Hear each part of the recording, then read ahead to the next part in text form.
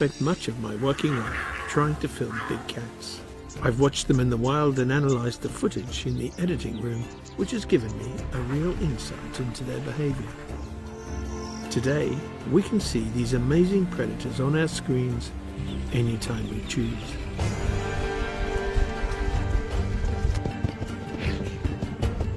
But until quite recently, we knew practically nothing about them.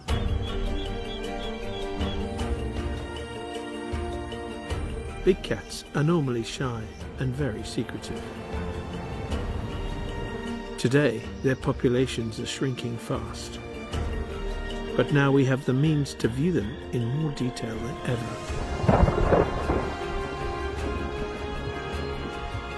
And learn the intricacies of their lives.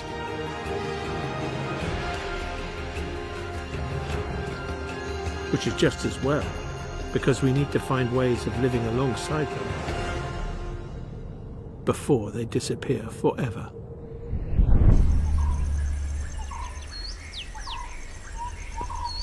The largest of all the big cats, and perhaps the rarest, the tiger.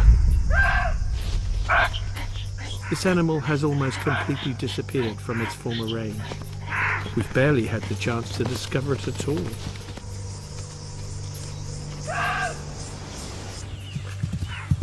Modern technology gives us the opportunity to reveal the real tiger before it's too late.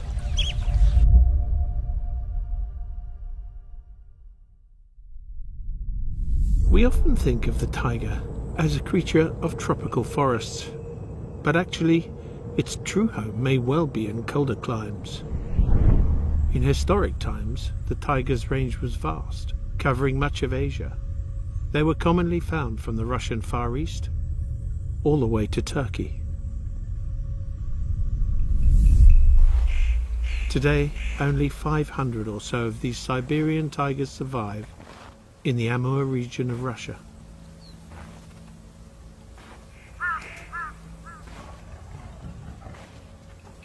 And at over 250 kilos, a quarter of a ton,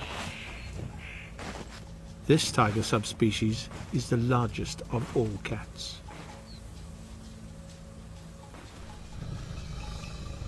And with its luxuriant fur coat, it can withstand some of the coldest weather on Earth.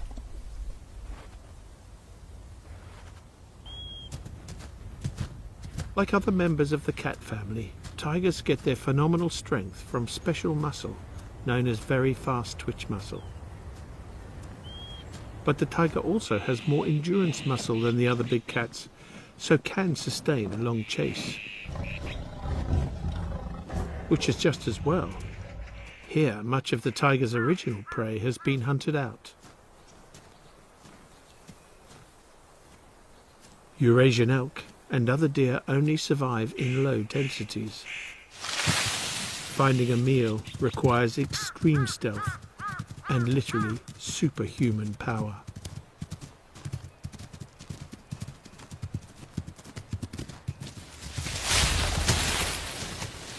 Today, Amur tigers inhabit an area of some 40,000 square miles, which works out at about 200 square kilometers per tiger. Just 200 years ago, there were hundreds of thousands of tigers in the world. Over the last century, they've experienced an almost total population crash. And at least 97% of those tigers have gone. Today, just under 4,000 remain. But not all of these tigers live as thinly spread as the Amur tigers. In the Tarai Arc of India and Nepal, a few fragments of the tiger's original tall grassland habitat support the densest populations of tigers. And they share these tall grass savannas with some of the most endangered wildlife on the planet. This habitat is very good, like a mosaic habitat.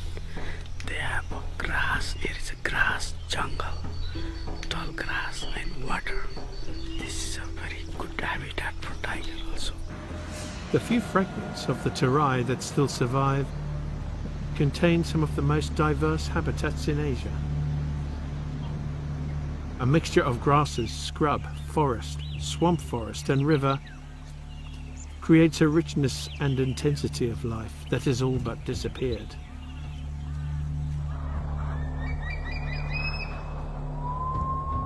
While these savannas may harbour the densest populations of tigers in the world, it isn't where most tiger films are made, for one very good reason. It's almost impossible to see tigers here at all. Grass and other thick vegetation obscures almost everything. Only the very biggest animals are visible. Wild water buffalo, the largest of all buffalo, are rarer even than tigers.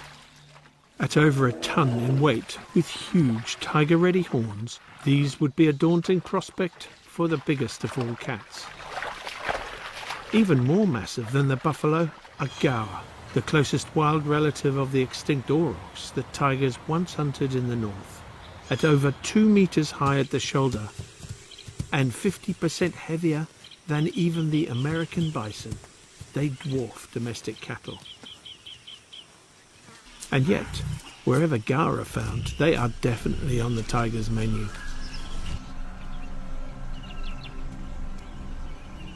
I'm always amazed by the sheer audacity of cat hunting behaviour.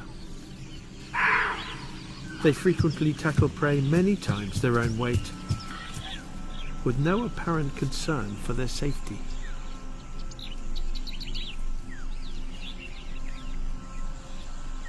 The gaur's height gives them a good view over the grass. But once the herd panics, the tiger can take its pick.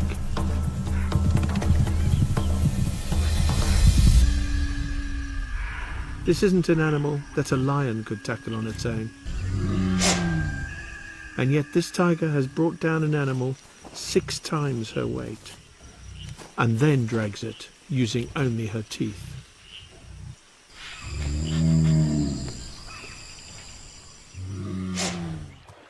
Despite the tiger's incredible strength, there are animals in the terai they should fear.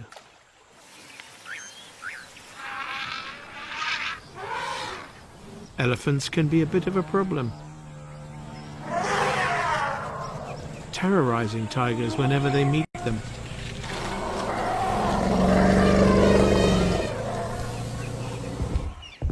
The terai is also where the world's last Asian one-horned rhino live. Once these animals were found over much of South and Southeast Asia. Now they exist only in a few reserves. But in the grasslands of the terai, the rhino could be critical to the survival of tigers. At first, I thought it must be coincidence that the densest population of tigers in the world are all in areas that are inhabited by rhino. It seems an odd connection, since tigers only rarely kill rhino, but these are creatures of habit. They like to use exactly the same routes every day, making neat, wide paths as they go. So wherever there are rhino and elephants, which widen the roads, all the wildlife can move through dense grassland unhindered.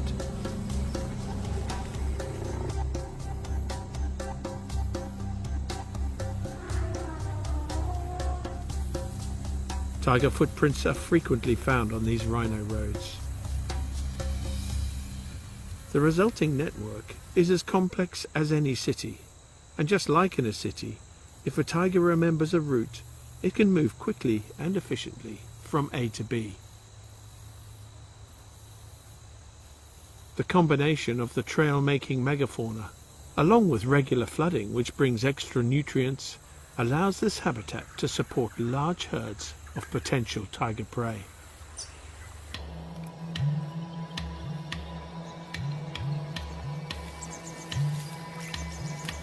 For me, This is tiger country, where the world's biggest cats are living among some of the most dangerous and aggressive animals on Earth.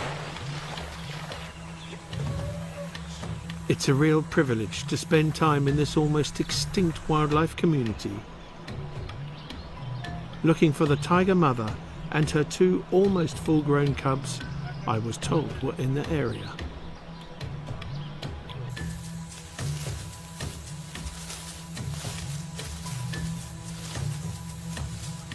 In the dry season, the grass is shortest and gives me the best chance of seeing a big cat.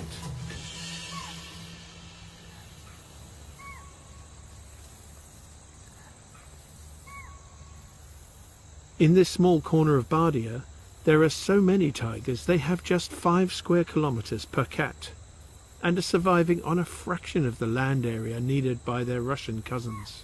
But it doesn't mean they're easy to see.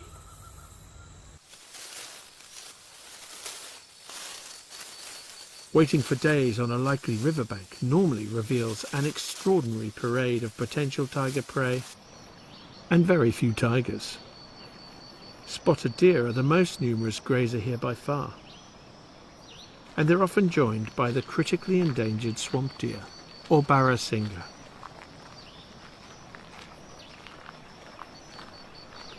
Rhinos would make scarily close passes,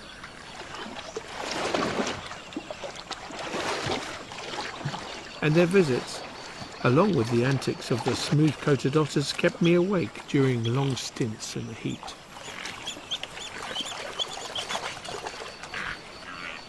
When not in the water, the otters love a bit of croc bothering.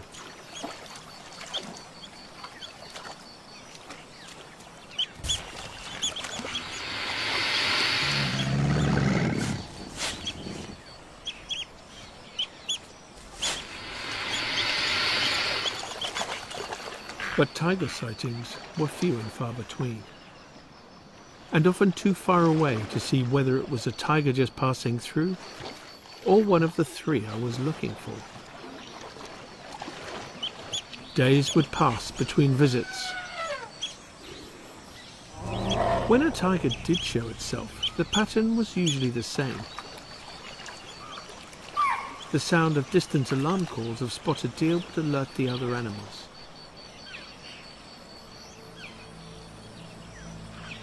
Almost invisibly in the grass, a tiger was moving towards the water.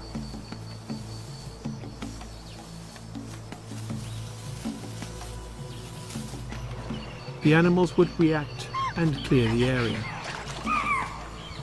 before the tiger would suddenly appear on the bank.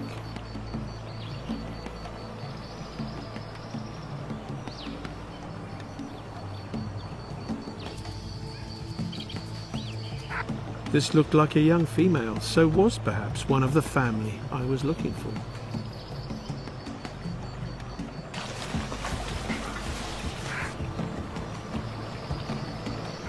A young bull elephant paid no attention whatsoever, but she still gave him a warning just in case.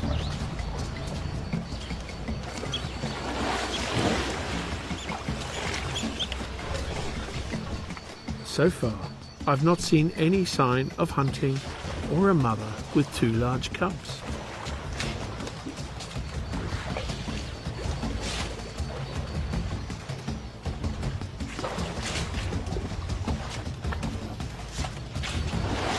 But when all settled down, this cat immediately goes into stalking mode.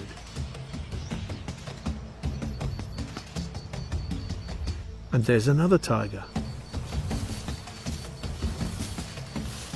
The otters start to get nervous. The first tiger knows there's something there and hides.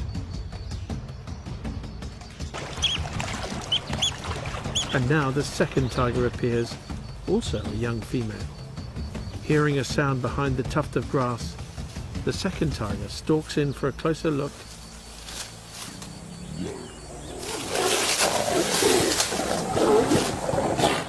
She gets a big surprise. These can only be 2 young sisters, as they clearly know each other. I called them Sister 1 and Sister 2. Their cuddly days seem to be over. No sign of their mother, though. Perhaps she's already left them. This tantalizing glimpse is soon cut short by thick grass, as Sister 1 follows Sister 2 down a hidden rhino trail. At ground level, the grass is impenetrable. From the air, the very same grass becomes transparent. Luckily, in Bardia, there are a few 20-metre towers built for surveying the wildlife and guarding against poachers. They offer a perfect vantage point to see what the sisters are getting up to.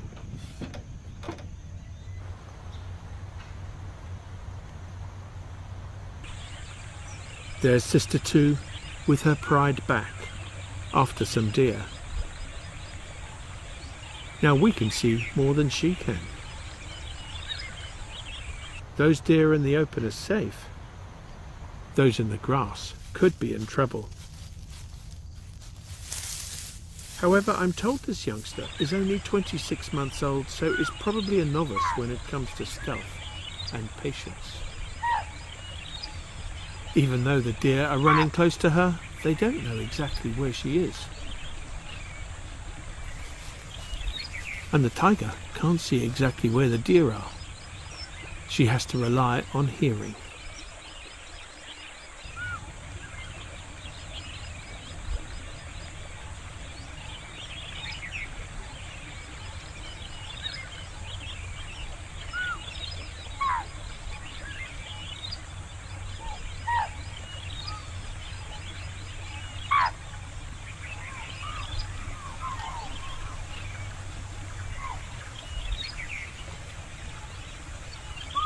There are so many tigers in close proximity that those in nearby territories can hear what's going on with their neighbours. Not far away, an adult female listens to the mayhem caused by Sister 2.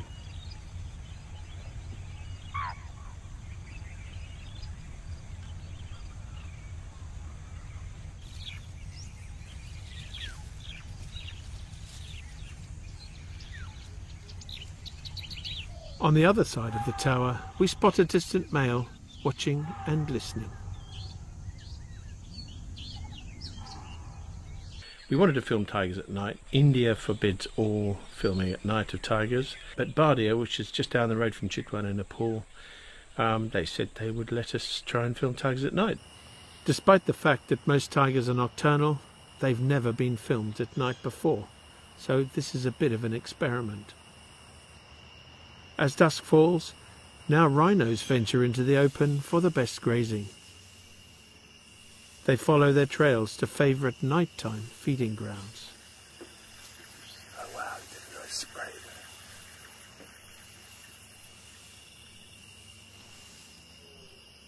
By 7 p.m, the waxing moon is now the only illumination over the grasslands. This is where the new technology comes in. We have a super-sensitive starlight camera, which can see in moonlight, perhaps as well as a tiger. We also have a thermal camera which detects the heat from animal bodies. A group of deer have gathered where the grass is short and where they can see what's going on. The rhinos seem nervous. It's surprising these 3-ton giants would be worried about tigers. They have skin 2 inches thick, as well as special sharp teeth for fighting. But they're clearly upset about something.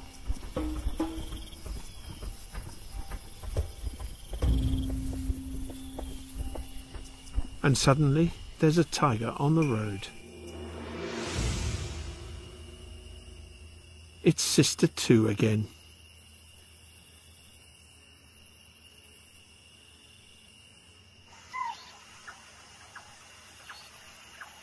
The deer can see her perfectly well.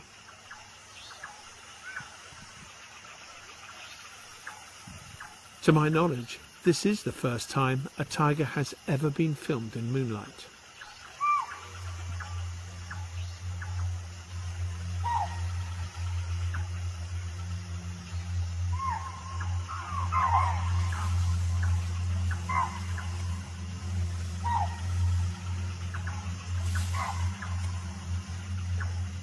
She makes her way towards the sound on a small deer track.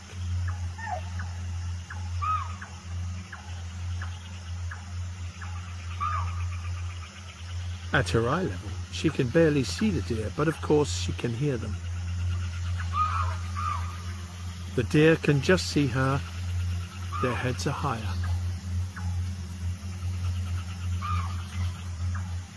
We also have amazing high-resolution camera traps placed on various trails around the tower.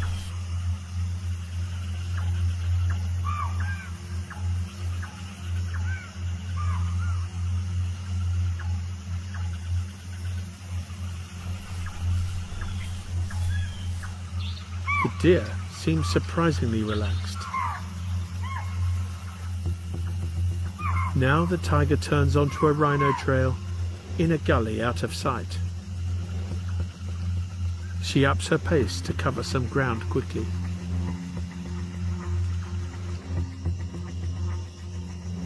When she emerges at the other end, it's as if the deer were expecting her.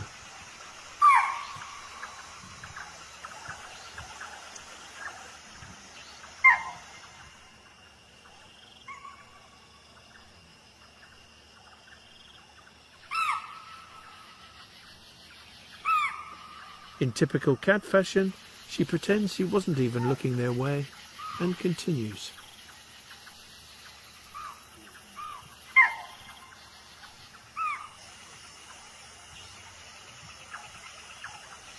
It's hard to tell whether this was a serious attempt or just a cub practicing its moves. Not so much a failure as good experience gained.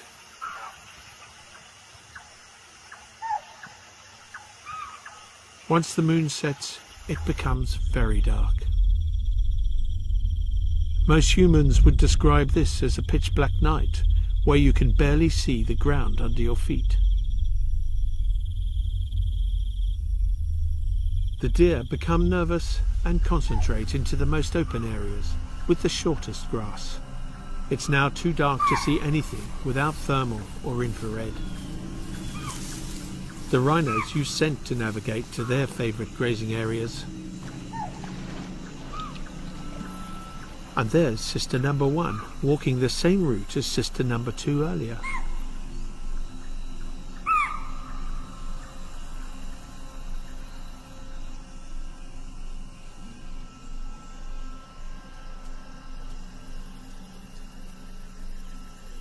Finally, the cub's mother makes an appearance on the trap cam.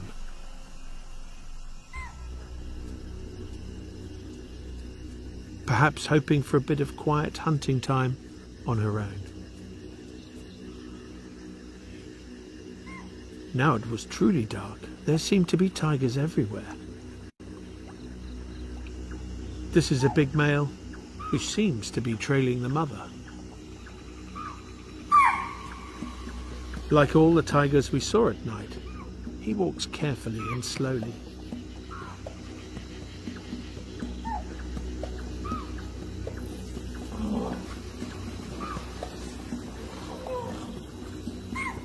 The mother can hear rhinos feeding in the river and changes her course to avoid bumping into them.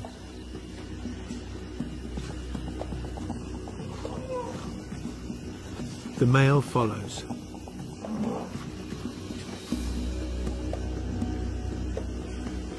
Sister number 2's not far away, trying to sneak up on some sleeping deer, although she has no idea exactly where they are.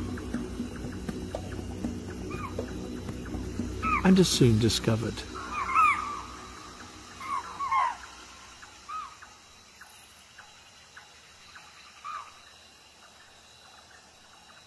"500 meters away on the other side of the tower, sister number 1 is looking for a lead.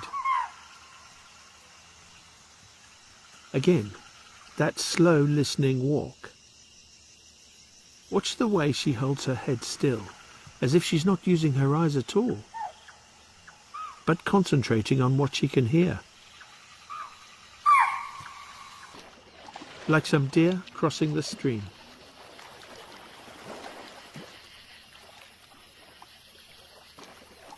She makes her way towards them silently, using a detailed mental map of hundreds of trails.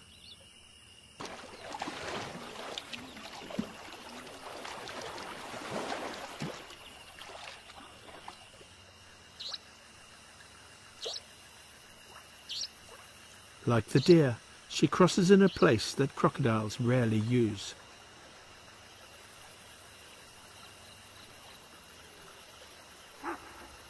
Tigers have the biggest brains of all the cats, perhaps to remember complex routes.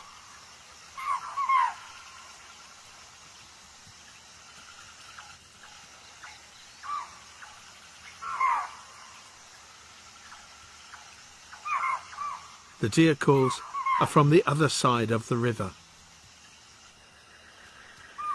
There's definitely another tiger moving around nearby. It's a good distraction for sister number one, so she can cover some ground quickly, but she should take care. Meeting another tiger could be dangerous.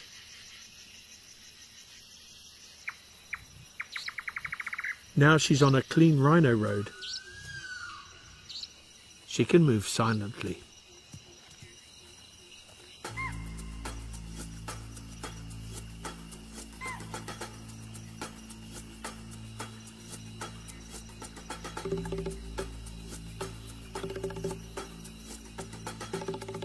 She's actually looking quite well fed, and probably isn't that hungry. But at her age, hunting like this is everything she wants to do. She's like a student revising for her exams, and soon she won't have her mother's safety net. Now that she's not on a trail, any slight mistake could reveal her presence. Her hearing is so acute, she knows what the deer are doing, but they're looking the wrong way.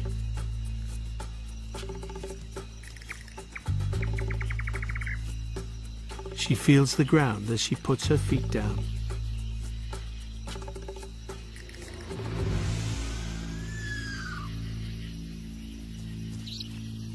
This stage of a tiger hunt is rarely filmed, as normally the tiger would be completely invisible.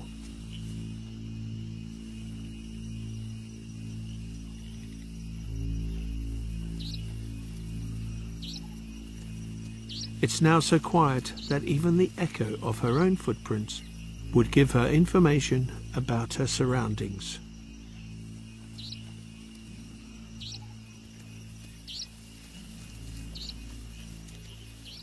She's definitely got the hang of silent stalking.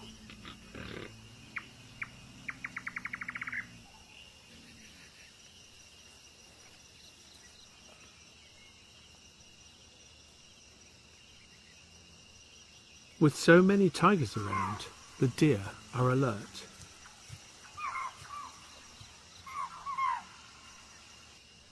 The deer call is not for her. She backs off rather than reveal herself and gives us a look as if we're somehow to blame.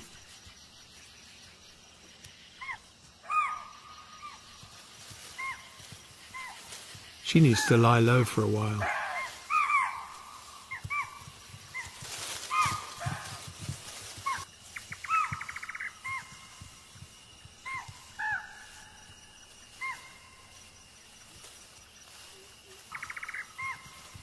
The big male is still looking for the mother.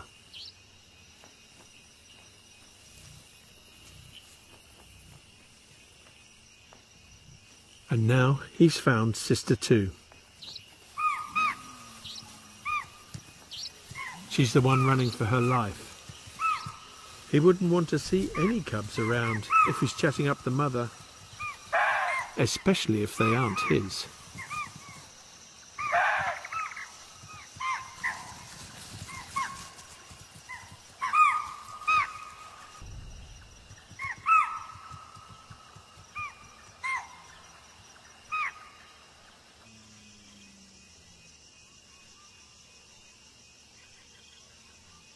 he continues on the trail of the mother.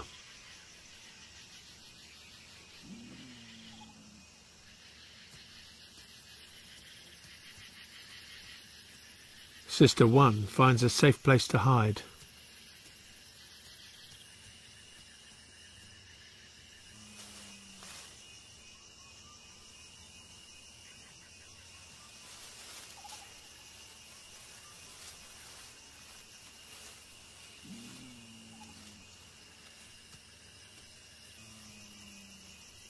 And there's the mother.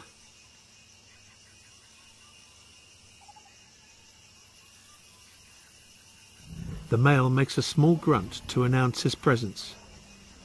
She knows who it is anyway. She looks as if she was expecting him.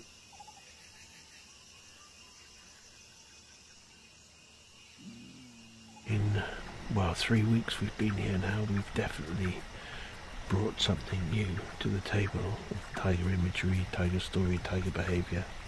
I don't think anyone's ever been able to observe tigers at night as we have done in the last few weeks. And we filmed some fantastic tigers in moonlight, and we got some good infrared behaviour. We got some really nice 2 shots of tigers where we can see the tiger looking for the prey, and it can't see the prey, but the prey can see the tiger, and it's all alarming. The sisters are unsure where they can go now. And it does look as if they'll soon have to leave. Their desire for a territory of their own will gradually drive them apart. From what I've seen, they probably do have the skills they need. But from here, their options are limited.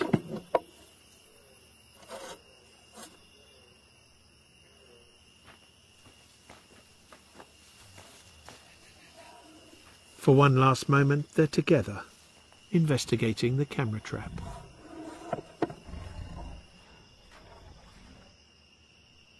The other extraordinary thing about this place, the densest population of tigers in the world, is 2 kilometers from a village. I can see its lights twinkling just over there, in fact. We've had a wedding season, so they have parties. They have very loud discotheques. Incredibly, all this has taken place close to a growing village in what was recently a buffer zone.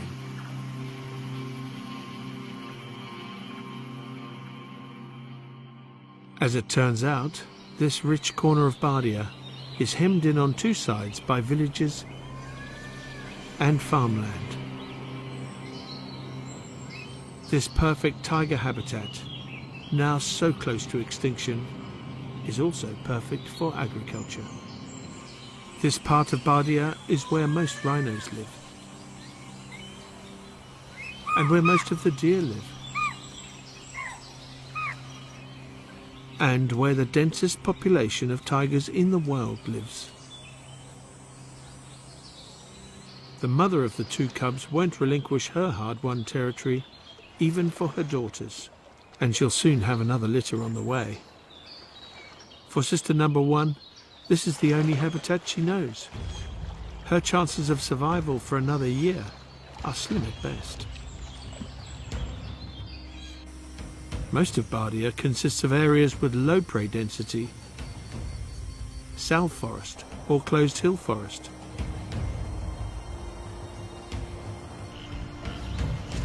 There are only a few other reserves where this habitat can still be found, complete with their prehistoric megafauna. Tiger heaven. Good tiger habitat with tigers is far more endangered than the Amazon rainforest or coral reefs. Yet in the north, there are still huge areas that recently supported Amur tigers and could do so again.